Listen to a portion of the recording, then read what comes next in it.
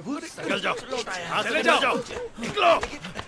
बकवास बंद करो, सुनो, निकलो यहाँ से। मुझे ऐसे धक्के मत दो। बाहर निकलो। मैं तुम्हारी तरह जवान आदमी नहीं हूँ। निकलो। अपने बड़ों का निकलो। आदर तो करो। भाई, हम प्रभु के विश्वासी सब लोग एक परिवार हैं। हमारे परिवार नहीं है। बाहर निकलो, निकलो। रुको, सुनो। निकलो यहाँ से। चलो, जाओ यहाँ से। अरे तुम क्या करने की कोशिश कर रहे हो? चलो। मुझे यहाँ एल्डर वोंग से जाओ मिलने यहाँ। आने में बहुत समय लगा। मैं उनसे मार्गदर्शन चाहता हूँ। निकलो, निकलो, बाहर निकलो। एल्डर, चले जाओ। एल्डर। ठीक है।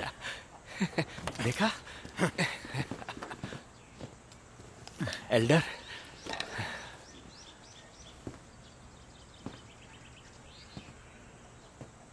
मैं तुम्हें एक भजन गाकर सुनाता हूँ, तुम उसे ध्यान से सुनो। हाँ ठीक है।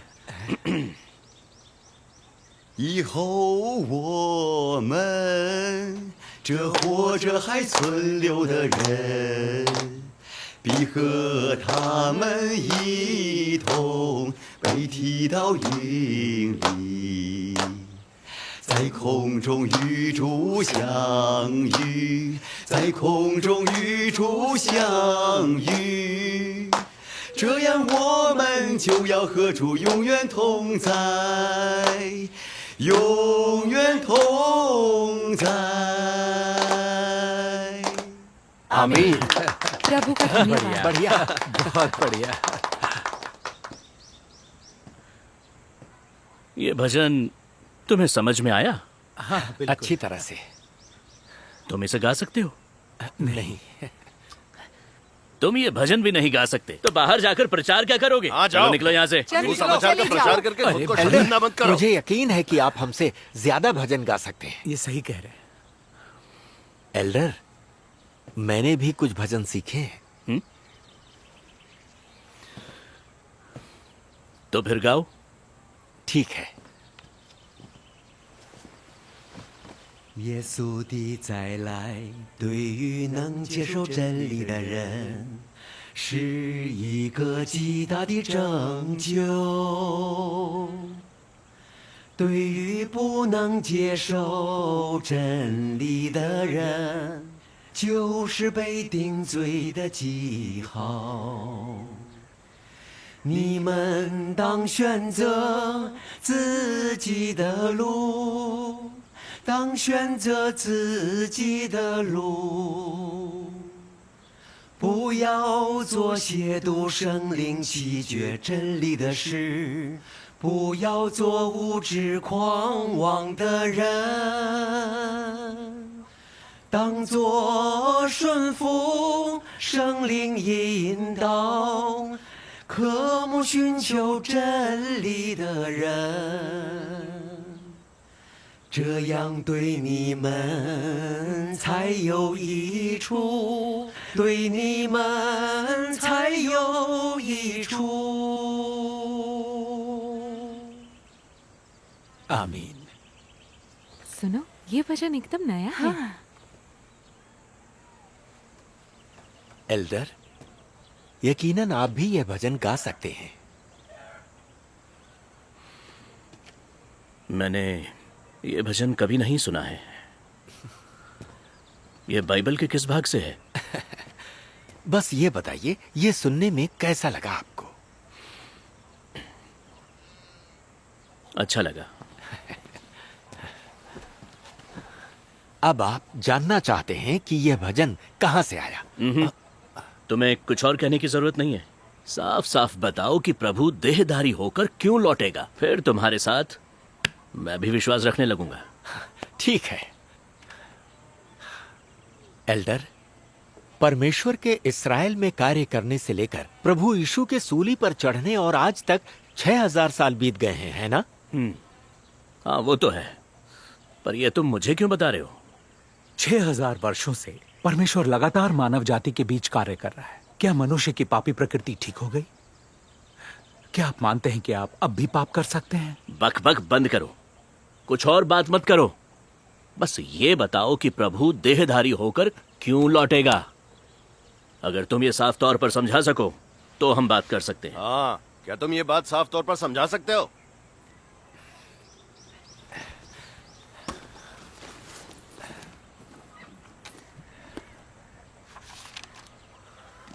एल्डर, यहाँ 2 अंश दिए हैं, आप पढ़ेंगे?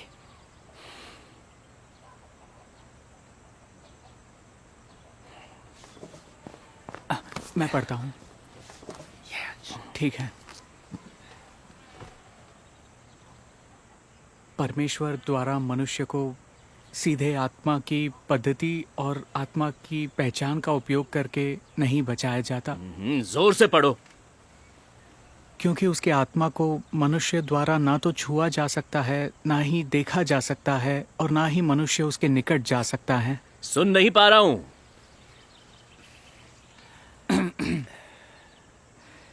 यदि वह आत्मा के परिप्रेक्ष्य से सीधे मनुष्य को बचाने का प्रयास करता तो मनुष्य उसके उद्धार को प्राप्त करने में असमर्थ होता।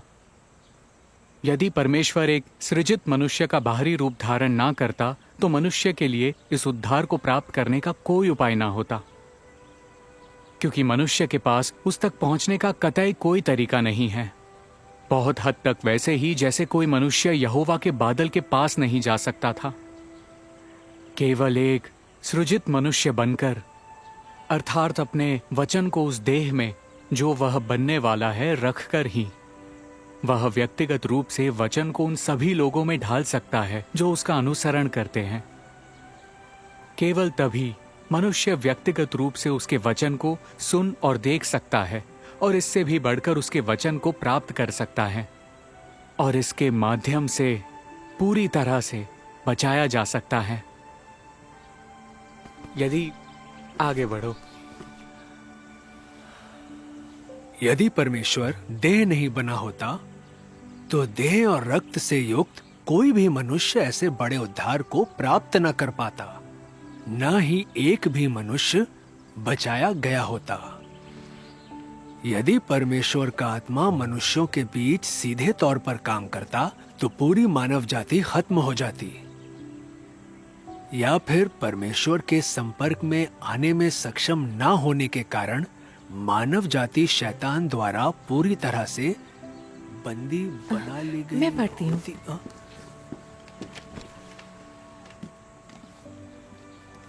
भ्रष्ट मनुष्य के लिए सबसे अधिक मूल्य रखने वाला कार्य वो कार्य है जो सटीक वचन प्रदान करे, वो कार्य जो अनुसरण के लिए स्पष्ट लक्ष्य प्रदान करे, जिसे देखा या स्पर्श किया जा सके। केवल यथार्थवादी कार्य और समयोजित मार्गदर्शन ही मनुष्य की अभिरुचियों के लिए उपयुक्त होता है, और केवल व्यावहारिक कार्य ही मनुष्य को उसके भ्रष्ट और पतित स्वभाव से बचा सकता है। हालांकि ये सारा कार्य केवल देहधारी परमेश्वर द्वारा हासिल किया जा सकता है। केवल देहधारी परमेश्वर ही मनुष्य को उसके पुराने भ्रष्ट और पतित स्वभाव से बचा सकता है। यद्यपि आत्मा परमेश्वर का अंतर्निहित सार है, फिर भी इस तरह का कार्य केवल उसकी देह के द्वारा ही किया जा सकता है। यदि आत्मा अकेले ही कार्य करता, तब उसके कार्य का प्रभावी होना संभव नहीं होता। ये बिल्कुल एक स्पष्ट सत्य है। वचन देह में प्रकट होता है, खंड 1। एल्डर, क्या आप इन वचनों को समझ पा रहे हैं? हाँ? क्या ये वचन एकदम साफ नहीं है?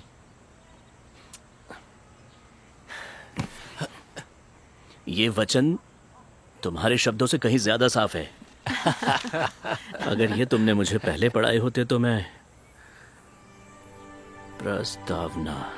यद्यपि बहुत सारे लोग परमेश्वर में विश्वास करते हैं, लेकिन कुछ ही लोग समझते हैं कि परमेश्वर में विश्वास करने का क्या अर्थ है।